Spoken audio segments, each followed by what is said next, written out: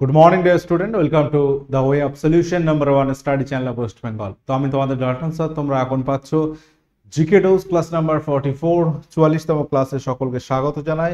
তো গত সপ্তাহে কটা ক্লাস মিস গেছে যদিও, তো আমরা আবার কিন্তু প্রশ্ন আলোচনা শুরু করব জিকে ডোজ থেকে। Mixed GK GS practice set upcoming সমস্ত পরীক্ষায় তোমাদের কাজে আসবে। প্রত্যেকে যারা কানেক্ট হয়ে আছো অবশ্যই দেখে রাখো, আমাদের মে মাসের যে ক্লাস রুটিন চলছে, মে 2024 এই রুটিন আছে। আমার ক্লাস সকাল 8:30 থেকে দ্য ওয়ে অফ সলিউশনে তোমরা পাবে। ওকে, তো আমরা প্রত্যেক ক্লাসের নোটিফিকেশন আমাদের টেলিগ্রামে দিয়ে থাকি। The way of solution verified Telegram group আছে আমাদের, এবং আমাদের পেড কোর্স তোমরা পাচ্ছ আমাদের নিজস্ব অ্যাপ TWS একাডেমি অ্যাপে। ওকে, তো যারা কানেক্ট হয়ে গেছে প্রত্যেকের সেশনটি লাইক করো, শেয়ার করো এবং শেষ পর্যন্ত অবশ্যই দেখতে থাকো।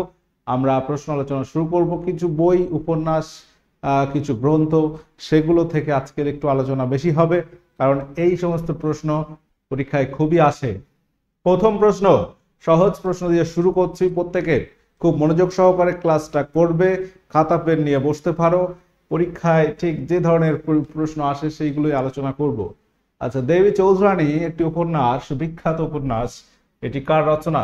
ভেরি ভেরি ইম্পর্টেন্ট কোশ্চেন, প্রত্যেকে অ্যান্সার কর। রমেশচন্দ্র দত্ত, বঙ্কিমচন্দ্র চট্টোপাধ্যায়, দীনবন্ধু মিত্র, রঙ্গলাল বন্দ্যোপাধ্যায়। সঠিক উত্তর কি হবে প্রত্যেকে বলো। চলো,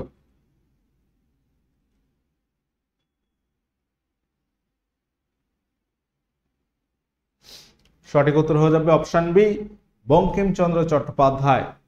বঙ্কিমচন্দ্র চট্টোপাধ্যায় রচিত আরো অনেক গ্রন্থ, উপন্যাস, নাটক, উপন্যাস বা গ্রন্থ আছে। তার মধ্যে কিছু উল্লেখযোগ্য পয়েন্ট আমি লিখে দিচ্ছি। যদি প্রশ্ন আসে, দুর্গেশ নন্দিনী এটি কার রচনা? দুর্গেশ নন্দিনী এটি কার রচনা বলতো কি হবে? দুর্গেশ নন্দিনী এটি কার রচনা? বঙ্গদর্শন, বঙ্গদর্শন, রাজসিংহ, এগুলো প্রত্যেকটা কার রচনা? এগুলো প্রত্যেকটা হচ্ছে বঙ্কিমচন্দ্র চট্টোপাধ্যায় রচিত। মনে থাকবে, একটু নোট করে নাও। আচ্ছা, আনন্দমঠ উপন্যাসটি কার রচনা?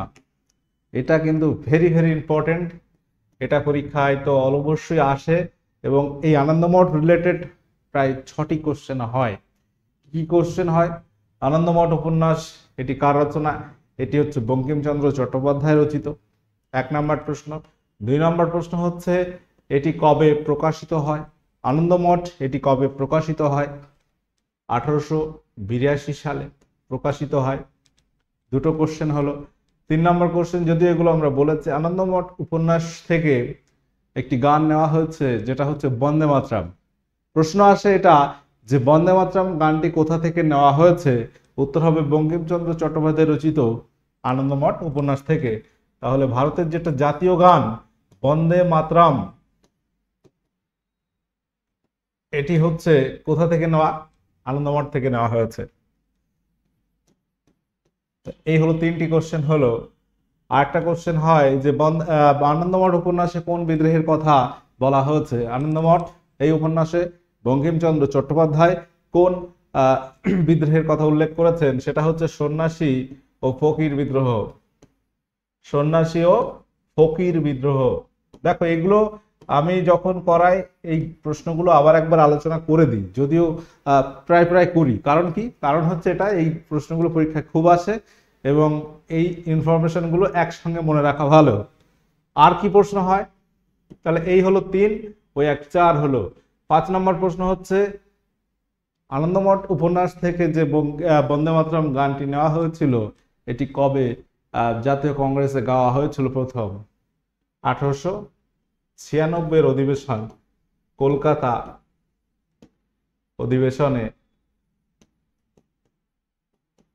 অধিবেশনে প্রথম গাওয়া হয়। এবং কে গেয়েছিলেন? রবীন্দ্রনাথ ঠাকুর গেয়েছিলেন। প্রথম গাওয়া হয় এবং এটি গিয়েছিলেন রবীন্দ্রনাথ ঠাকুর। এবং আরেকটা প্রশ্ন হচ্ছে এটা এই 1896 সাল সম্পর্কেই আসে। এখানে কে ছিল কংগ্রেসের সভাপতি ওই অধিবেশনের?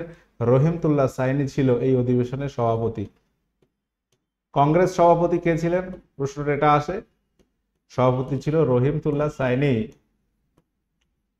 তাহলে 6টা প্রশ্ন কিন্তু এখানে আলোচনা করে দিলাম। ওকে, এগুলো মনে রাখতে হবে। তাহলে প্রকাশিত হয় এটা। চলো তাহলে এই আনন্দমঠ উপন্যাস সম্পর্কে ইনফরমেশন গুলো নোট করতে হবে। পরবর্তী প্রশ্ন, প্রথম কিছু স্ট্যাটিক পার্ট নিয়ে আলোচনা করছি আজকে। প্রথম ভারতীয় অস্কার বিজেতার নাম কি? সঠিক উত্তর কি হবে? আচ্ছা, এখানে আরো কিছু পয়েন্ট আমি যদি বলে দেই, বঙ্কিমচন্দ্রের লেখা কিছু লেখালেখি করেছেন। কৃষ্ণচরিত, কৃষ্ণচরিত এটি কার লেখা? বঙ্কিমচন্দ্র চট্টোপাধ্যায় রচিত। কমলাকান্তের উইল, উল্লেখযোগ্য পয়েন্টগুলো আমি শুধু বলছি, মানে লেখালেখি যেগুলো করেছেন। কমলাকান্তের উইল, এটাও কার লেখা? এটা হচ্ছে বঙ্কিমচন্দ্র চট্টোপাধ্যায় রচিত।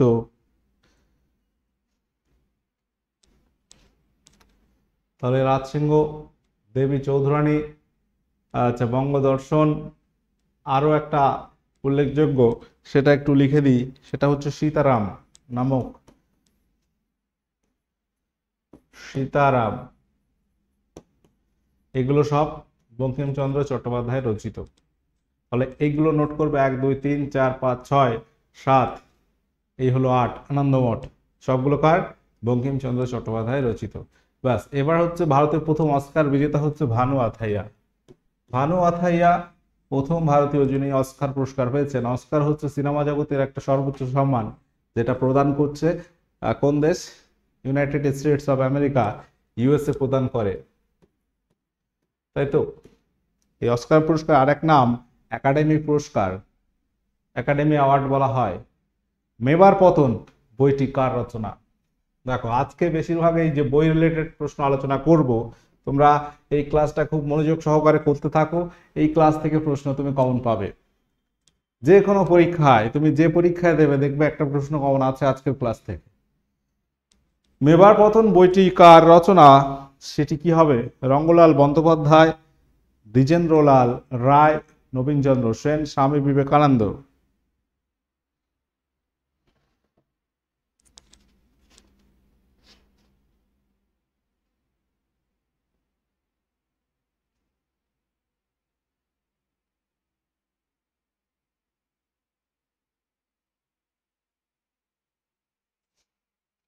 সঠিক উত্তর হয়ে যাবে দ্বিজেন্দ্রলাল রায়। ডিএল রয় নামেও তিনি পরিচিত, দ্বিজেন্দ্রলাল রায়।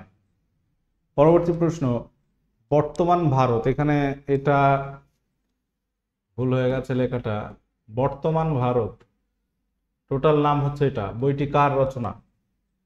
বইটি কার লেখা? বর্তমান ভারত বইটি কার লেখা? প্রত্যেকে বলো। সেশনটি সকলে লাইক করো, শেয়ার করো, শেষ পর্যন্ত কানেক্ট থাকো, অনেক ইনফরমেশন আছে ক্লাসে। ধৈর্য ধরে ক্লাস করতে থাকো, নিশ্চয়ই নিশ্চয়ই উপকারে আসবে। বর্তমান ভারত বইটি কার রচনা?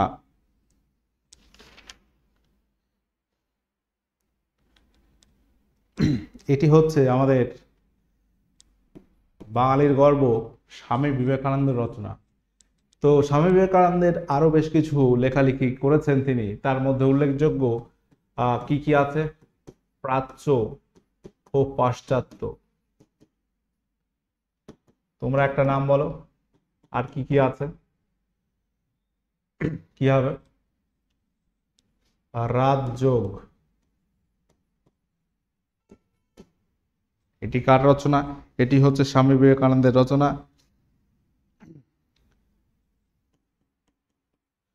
জ্ঞানযোগ, রাজযোগ, জ্ঞানযোগ, কর্মযোগ, এগুলো কার রচনা? এগুলো হচ্ছে স্বামী বিবেকানন্দের রচনা। রাজযোগ, জ্ঞানযোগ, কর্মযোগ, আরো আছে ভক্তিযোগ। তাহলে এই যে যোগ রিলেটেড প্রশ্নগুলো যদি আসে এরকম, তোমরা অ্যান্সার করতে পারবে স্বামী বিবেকানন্দ রচনা। প্রাচ্য, পাশ্চাত্য, রাজযোগ, জ্ঞানযোগ, কর্মযোগ, ভক্তিযোগ। এছাড়াও আছে আরেকটা উল্লেখযোগ্য গ্রন্থ, সেটা হচ্ছে পরিব্রাজক। পরিব্রাজক এটি কি আমাদের স্বামী বিবেকানন্দের রচনা। তো এই ইনফরমেশন গুলো একটু লিখে নাও, প্রত্যেকে এই জায়গা থেকে কিন্তু একটা প্রশ্ন পেতেই পারো, বিশেষ করে বর্তমান ভারত এবং এই যে পরিব্রাজক, এটা খুব পরীক্ষায় আসে। ওকে, পরবর্তী প্রশ্ন, পলাশীর যুদ্ধ বইটি কার রচনা? পলাশীর যুদ্ধ বইটি কার রচনা?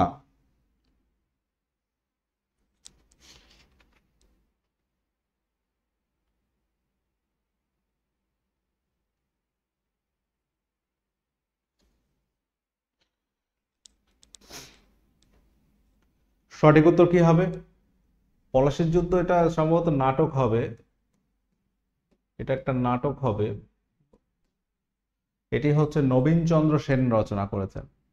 রচনা করেছেন কে? নবীনচন্দ্র সেন। পলাশীর যুদ্ধ এটি ভারতবর্ষের ইতিহাসে একটা উল্লেখযোগ্য ঘটনা আমরা বলতে পারি, কারণ এই পলাশীর যুদ্ধের পরেই কিন্তু ইংরেজরা ভারতের ক্ষমতায় চলে আসছে।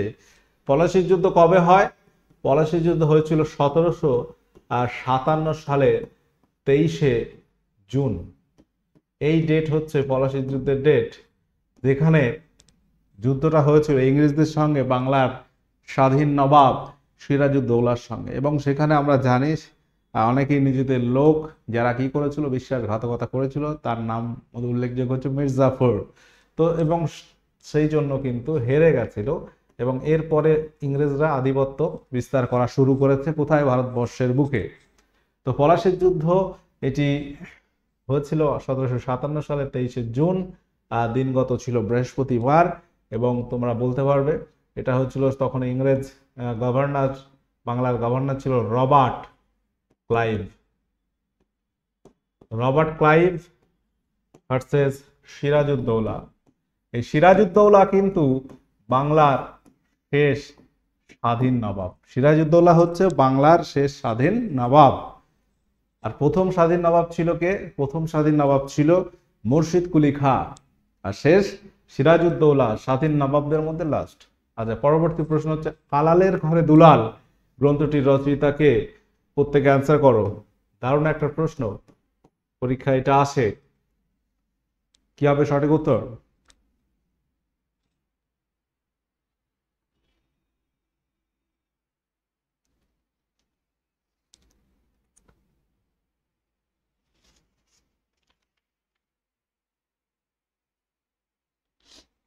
সঠিক উত্তর হয়ে যাবে প্যারীচাঁদ মিত্র, অপশন বি। প্যারীচাঁদ মিত্র এখানে সঠিক উত্তর হয়ে যাবে। প্রত্যেকে যারা বি করেছো সঠিক উত্তর আছে। প্যারীচাঁদ মিত্র রচিত আলালের ঘরে দুলাল। পরবর্তী প্রশ্ন, হতুম প্যাঁচার নকশা বইটি কার রচনা? হতুম প্যাঁচার নকশা বইটি কার রচনা?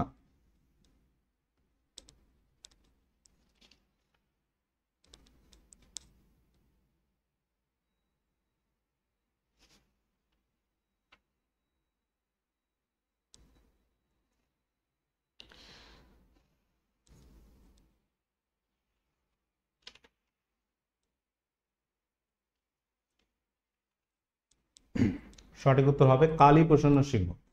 কালীপ্রসন্ন সিংহের রচনা হচ্ছে হুতুম প্যাঁচার নকশা। এটাও কিন্তু খুব ইম্পর্টেন্ট, এটা কিন্তু পরীক্ষা আসে, ভেরি ভেরি ইম্পর্টেন্ট একটা কোশ্চেন। পরবর্তী প্রশ্ন হচ্ছে সিরাজউদ্দৌলা নাটকটি কার রচনা? সিরাজউদ্দৌলা নাটকটি কার রচনা?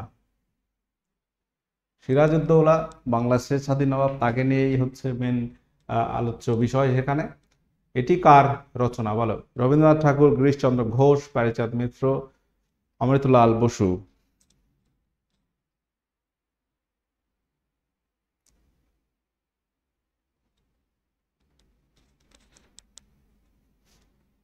সিরাজউদ্দৌলা নাটকটি রচনা করেছেন গিরিশচন্দ্র ঘোষ। এই গিরিশচন্দ্র ঘোষ রচিত আরো উল্লেখযোগ্য কিছু নাটক আছে, তার মধ্যে হচ্ছে একটা হচ্ছে মীর জাফর। মীর জাফর নামেও তার একটা রচনা রয়েছে। আর একটা হচ্ছে লিখে রাখো ছত্রপতি শিবাজী।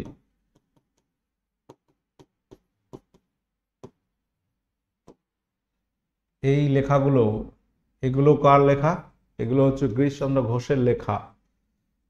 ওকে, আচ্ছা, পরবর্তী প্রশ্ন হচ্ছে রাশিয়ার চিঠি বইটি কে রচনা করেছেন? রাশিয়ার চিঠি, পরীক্ষা আছে এটাও তোমাদের আপকামিং যে পরীক্ষা আছে, পিএসসি মিসলেনিয়াস, পিএসসি ক্লার্কশিপ, এই আজকের ক্লাস খুব ভাইটাল আছে, এবং কিছু ঐতিহাসিক গ্রন্থ যেগুলো তোমার সেন্ট্রালের পরীক্ষাও কিন্তু আসে। রাশিয়ার চিঠি বইটি কার রচনা বলো?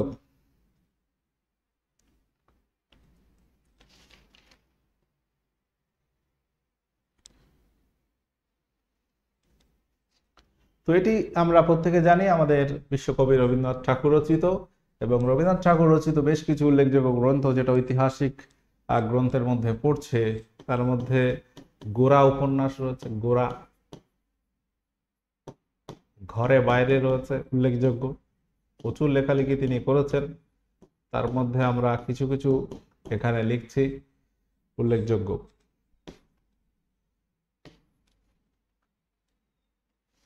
পরবর্তী প্রশ্ন, একটা সায়েন্সের প্রশ্ন।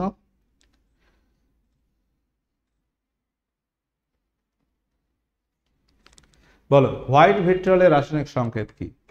একঘেয়েমি লাগছে, একটা আলাদা প্রশ্ন, সায়েন্সের প্রশ্ন, এবং এই ভিট্রিয়ল রিলেটেড প্রশ্ন আমি বারে বারে করাই, কারণ এই ভিট্রিয়ল থেকে একটা প্রশ্ন আসে। হোয়াইট ভিট্রিয়ল, আমরা 4-5 রকমের ভিট্রিয়লের কথা বলবো, যদিও করানো, তবুও আরেকবার বলে দেব। হোয়াইট ভিট্রিয়ল মানে সাদা ভিট্রিয়লের রাসায়নিক সংকেত কি? সাদা ভিট্রিয়ল, অয়েল অফ ভিট্রিয়ল কাকে বলা হয়? Oil of vitriol, oil of vitriol বলা হয় সালফিউরিক অ্যাসিডকে, সালফিউরিক অ্যাসিড অর্থাৎ H2SO4, এটাকে বলা হয় অয়েল অফ ভিট্রিয়ল। সাদা হচ্ছে Zn, জিঙ্ক থাকবে, ঠিক আছে, জিঙ্ক সালফেট এবং 7H2O, দস্তা, জিঙ্ক মানে দস্তা, এটা হচ্ছে সাদা। বলতো CuSO4, কপার সালফেট এবং 5H2O, এটাকে কি বলা হয়? এটার রং কি? এটাও একটা ভিট্রিয়ল, কপার থাকলে সেটা তুতে, অর্থাৎ ব্লু ভিট্রিয়ল, এটা মনে রাখবে, এটা হচ্ছে ব্লু, ব্লু ভিট্রিয়ল। আচ্ছা, এখানে রয়েছে লোহা, FeSO4, এটা হচ্ছে গ্রিন, সবুজ ভিট্রিয়ল, গ্রিন ভিট্রিয়ল। এই হলো কটা হলো, 1 2 3, এই 4 হলো হোয়াইট, এটা হলো হোয়াইট, সাদা। আরেকটা হচ্ছে রেড ভিট্রিয়ল, লাল ভিট্রিয়ল, তার সংকেত বলতে পারবে? এটাও কিন্তু আগে পড়ানো আছে, এটা হচ্ছে কোবাল্ট সালফেট, COSO4, তার সঙ্গে জল আছে H2O, কতটা 7 সম্ভবত কি 5 হবে, যাই হোক এটা একটু দেখে নিতে হবে, তার সঙ্গে জল আছে, কোবাল্ট সালফেটের সঙ্গে জল, এটা হচ্ছে রেড ভিট্রিয়ল। তো এই 5টা ভিট্রিয়ল মনে রাখতে হবে তোমাদের। Essay on Gita, on the Gita বইটি কার রচনা? ভেরি ভেরি ইম্পর্টেন্ট কোশ্চেন, পরীক্ষা এটা খুবই আসে, বিশেষ করে সেন্ট্রালের পরীক্ষা এটা কিন্তু খুব আসে, প্রশ্নটি মনে রাখতে হবে। যারা কানেক্ট আছো অবশ্যই বলো সঠিক উত্তর কি হবে। এসে অন গীতা বইটি কার রচনা?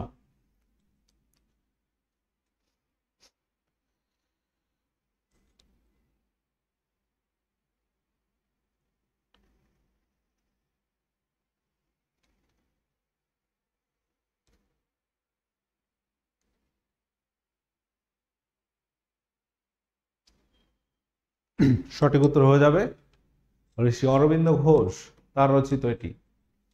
অরবিন্দ ঘোষ রচিত আরো উল্লেখযোগ্য বই খুব পরীক্ষায় যেটা আসে, সেটি কি? সেটি হচ্ছে লাইফ ডিভাইন, অর্থাৎ বাংলায় দৈব জ্ঞান বলা হয়। লাইফ ডিভাইন বইটি কার রচনা? এটি হচ্ছে অরবিন্দ ঘোষ রচিত। আচ্ছা, অরবিন্দ ঘোষ রচিত আরো উল্লেখযোগ্য কিছু গ্রন্থের নাম তোমরা বলতে পারবে? বলো তো একটা, কি হবে? লাইফ ডিভাইন কার রচনা? সেটা হচ্ছে অরবিন্দ ঘোষ রচিত।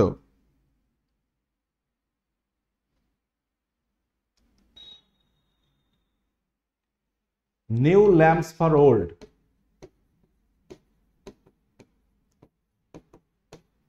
এটা হচ্ছে কার রচনা? এটা হচ্ছে অরবিন্দ ঘোষ রচিত।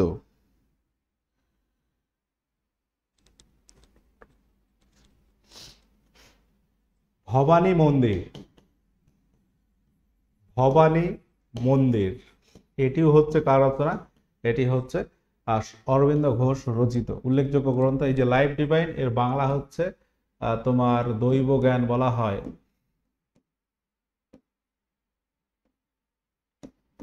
পরীক্ষা আসে, এটা খুব important. Poverty and un-British rule in India বইটি কার লেখা? এটা তো পরীক্ষায় বহুবার এসছে, বিভিন্ন পরীক্ষায় এসছে, খুব ইম্পর্টেন্ট একটা কোশ্চেন, প্রত্যেকে আশা করি পারবে তোমরা। Poverty and un-British rule in India এটি কে লিখেছিলেন? দাদাভাই নৌরোজি, গোপাল কৃষ্ণ গোখলে, সুরেন্দ্রনাথ ব্যানার্জি, অরবিন্দ ঘোষ। সঠিক উত্তর হয়ে যাবে অপশন এ, দাদাভাই নৌরোজি। সঠিক উত্তর কি হবে? Option A. আচ্ছা, পরবর্তী প্রশ্ন হচ্ছে গীতা রহস্য এই বইটি কার লেখা? গীতা রহস্য এটাও কিন্তু খুব ইম্পর্টেন্ট, আজকের ক্লাস কিন্তু খুব ইম্পর্টেন্ট। হয়তো তোমাদের একই টাইপের প্রশ্ন করাচ্ছি, কিন্তু এটা কাজে আসবে তোমাদের। সব দিন তো একটা মিক্সড প্র্যাকটিস করাই, আজকেও কিছু কিছু আলাদা প্রশ্ন আছে, তার সঙ্গে সঙ্গে আমরা কিছু লেখালেখি অর্থাৎ বই গ্রন্থ যেগুলো বলছি বা নাটক উপন্যাস এগুলো থেকে কথা বলছি আজকে। গীতা রহস্য এটি হচ্ছে বাল গঙ্গাধর তিলক রচিত। কে লিখেছেন? বাল গঙ্গাধর তিলক লিখেছেন, যাকে বলা হয় মারাঠা কেশরী। বাল গঙ্গাধর তিলক রচিত আর একটা ইম্পর্টেন্ট লেখা হচ্ছে the Arctic home of the Vedas.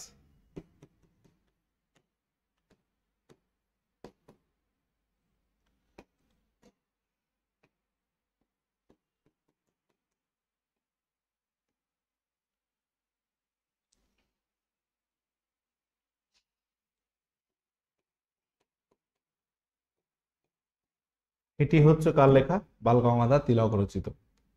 বাল গঙ্গাধর তিলক রচিত কিছু পত্রপত্রিকা, বাল গঙ্গাধর তিলক কিছু পত্রপত্রিকা সম্পাদনা করেছেন। তার সম্পর্কে আরো অনেক প্রশ্ন আছে, সেগুলো আর এখন আলোচনা করছি না, কারণ প্রসঙ্গটা অন্য হয়ে যাবে। ইন্ডিয়া উইন্স ফ্রিডম বইটি কার লেখা? এটাও খুব গুরুত্বপূর্ণ একটা প্রশ্ন। ইন্ডিয়া উইন্স ফ্রিডম এটি কার লেখা?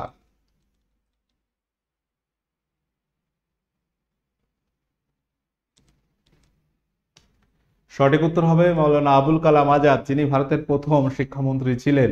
এই মাওলানা আবুল কালাম আজাদ, তার সম্পর্কে আরো কিছু প্রশ্ন যেটা পরীক্ষা আসে, একটু লিখে নাও, প্রসঙ্গটা আলাদা হলেও পরীক্ষা আসে সেই জন্য বলে দিচ্ছি। সেটা হচ্ছে তিনি হচ্ছেন কনিষ্ঠতম সভাপতি, কংগ্রেসের কনিষ্ঠতম সভাপতি হয়েছিলেন জাতীয় কংগ্রেসের। কোথাকার? জাতীয় কংগ্রেসের। জাতীয় কংগ্রেসের কনিষ্ঠতম সভাপতি যদি বলে কে হবে, উত্তর হবে মাওলানা আবুল কালাম আজাদ। তিনি সব থেকে বেশিবার, টানা 6বার, টানা 6বার তিনি সভাপতি থাকেন, সভাপতি থাকেন। এবং তিনি হচ্ছেন ভারতের প্রথম, ভারতের স্বাধীন ভারতের প্রথম শিক্ষামন্ত্রী ছিলেন তিনি। এই যে ইনফরমেশন, এগুলো কিন্তু পরীক্ষা আসতে পারে, প্রত্যেকটা তোমাদের মনে রাখতে হবে। চলো, পরবর্তী প্রশ্ন হচ্ছে দ্য ইন্ডিয়ান স্ট্রাগল। খুব ইম্পর্টেন্ট কোশ্চেন, একদম ছাকা ছাকা কোশ্চেন যেটা বলে, টপ কোশ্চেন আলোচনা করা হচ্ছে। দ্য ইন্ডিয়ান স্ট্রাগল বইটি কার লেখা? সব পরীক্ষা আসে, সব পরীক্ষা, সেন্ট্রাল হোক আমাদের স্টেটের পরীক্ষা হোক, সব পরীক্ষায় এই প্রশ্নটা তোমরা পেয়ে যাবে। দ্য ইন্ডিয়ান স্ট্রাগল বইটি হচ্ছে কার লেখা? এটি হচ্ছে সুভাষচন্দ্র বসু রচিত। চলো, ডিসকভারি অফ ইন্ডিয়া, এটা পরীক্ষায় বহুবার এসছে। ডিসকভারি অফ ইন্ডিয়া বইটি কার রচনা? প্রত্যেকে বলো।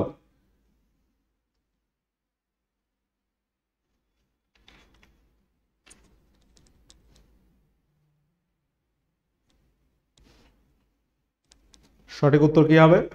সঠিক উত্তর হবে পণ্ডিত জওহরলাল নেহেরু, ভারতবর্ষের প্রথম প্রধানমন্ত্রী জওহরলাল নেহেরু লেখা হচ্ছে ডিসকভারি অফ ইন্ডিয়া। আচ্ছা, আলাদা প্রশ্ন একটা, 2026 সাল এশিয়ান গেমস কোথায় অনুষ্ঠিত হবে? বলো, স্ট্র্যাটেজিকের মধ্যে এগুলো কিন্তু পরীক্ষা আসে যে কোন খেলা কোথায় হবে। এই 2024-এ কি কি খেলা রয়েছে? খুব উল্লেখযোগ্য খেলার মধ্যে আছে কোপা আমেরিকা আছে। 2024 সালে আমরা জানি অলিম্পিক শুরু হচ্ছে এই জুন জুলাইয়ের দিকে সম্ভবত, অলিম্পিক আছে, অলিম্পিক খেলা রয়েছে। আচ্ছা, আর কি রয়েছে? 24 সালে রয়েছে ইউরো কাপ রয়েছে, euro cup football, euro cup football.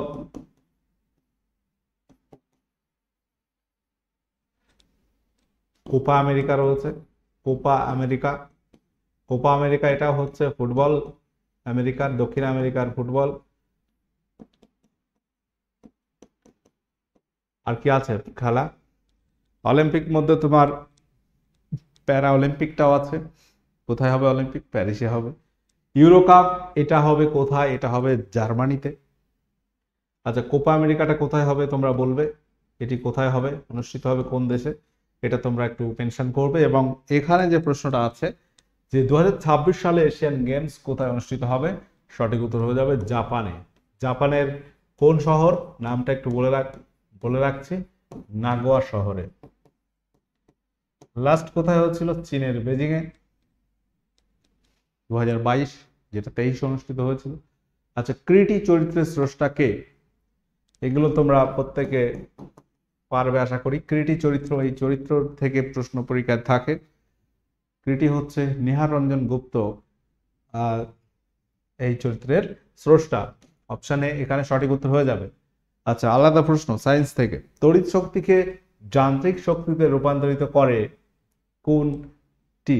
এখানে কোনটি? Thermostat, motor, Dynamo, rectifier. প্রত্যেকে বলো কি হবে সঠিক উত্তর? তড়িৎ শক্তি থেকে যান্ত্রিক।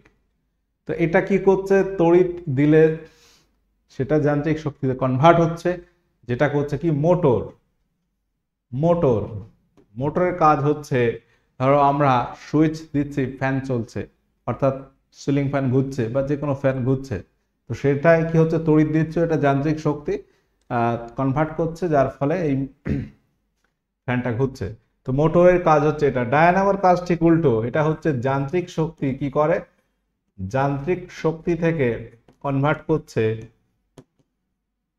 তড়িৎ শক্তিতে। ডায়নামো আমরা দেখতাম যে সাইকেলে ব্যবহার করা হতো, আর অন্যান্য ক্ষেত্রে। তুমি ডায়নামো বা জেনারেটর, একই কথা, একই কাজ হচ্ছে একই। তড়িৎ শক্তিকে, এই যান্ত্রিক শক্তিকে তড়িৎ শক্তিতে কনভার্ট করছে, যন্ত্র থেকে তড়িৎ, ঠিক আছে? আর এটা কি হচ্ছে? তড়িৎ থেকে যন্ত্র, যান্ত্রিক শক্তি। রেকটিফায়ারের কাজ হচ্ছে, আমাদের যে কারেন্টের কথা বলি, কারেন্ট দুই রকমের, একটা অল্টারনেটিং কারেন্ট, একটা ডিরেক্ট কারেন্ট। একটা সমপ্রবাহ, একটা পরিবর্তী প্রবাহ বলে, অর্থাৎ ডিরেকশন চেঞ্জ হয় অল্টারনেটিং কারেন্ট। তো সেটা থেকে ডিরেক্ট কারেন্টে কনভার্ট করে রেকটিফায়ার নামক যন্ত্র। তোমরা বলবে থার্মোস্ট্যাটের কাজ কি? ওকে, আচ্ছা। তো আমাদের বর্তমানে কি কি ব্যাচ চলছে? আমাদের রেলের ব্যাচ কিন্তু লঞ্চ হয়েছে, মে মাস থেকে ক্লাস শুরু হয়েছে। আচ্ছা, এসএসসি ফাউন্ডেশন শুরু হয়ে গেছে। যারা এই পরীক্ষাগুলো দিতে ইচ্ছুক, বহুদিন ধরে ডিমান্ড করছিলে, ব্যাচগুলো অ্যাভেলেবেল রয়েছে, তোমরা এগুলো নিতে পারো। অবশ্যই অবশ্যই নাও। পড়াশোনার ক্ষেত্রে কোনো রকম কৃপণতা করা যাবে না, ঠিক আছে? তুমি পড়তে থাকো, ভালো করে প্রিপারেশন নাও, নয়তো কিন্তু দাঁড়াতে পারবে না কম্পিটিশনে। আচ্ছা, ফাউন্ডেশন ব্যাচ রয়েছে ডব্লিউবিপির, এছাড়া অন্যান্য ব্যাচ যেগুলো আছে এখানে তোমাদের লেখা রয়েছে, যেটা যার প্রয়োজন সে নেবে সেটা। ওকে, আচ্ছা, আমাদের এই প্রশ্ন হচ্ছে আজকে লাস্ট, পশ্চিমবঙ্গের রাজ্য পশু কোনটি? চলো, এখানে আজকে ক্লাস আমি এন্ড করছি। 21 হয়তো কোশ্চেন হচ্ছে, কিন্তু প্রচুর প্রচুর আলোচনা করা হয়েছে। যে কটা বই লিখেছি ওই কটা একটা একটা প্রশ্ন, তাহলে তুমি যে ক্যালকুলেশন করো, টোটাল হিসাব করে দেখো, 50+ কোশ্চেন আমি আলোচনা করে দিয়েছি আজকের ক্লাসে। তো তোমরা আজকের সেটে কত পাচ্ছ একটু জানিয়ে দেবে। সেশনটি ভালো লাগলে অবশ্যই লাইক শেয়ার করবে। কোনো রকম প্রশ্ন থাকলে কমেন্ট করে জানাবে। তো সকলে ভালো করে পড়তে থাকো। সামনে যে এক্সামগুলো তোমরা দিচ্ছ, অবশ্যই অবশ্যই এমন করে দাও যেন তুমি সেখানে ফাইনালি সিলেকশন পাও, ঠিক আছে? অর্থাৎ ফাইনালি সিলেক্টেড, এই কথাটা তুমি বলতে পারো। তো সেইভাবেই তোমাকে পরিশ্রম করতে হবে, ঠিক আছে? ওকে, সকলে ভালো থাকো, সুস্থ থাকো। ওকে, টাটা।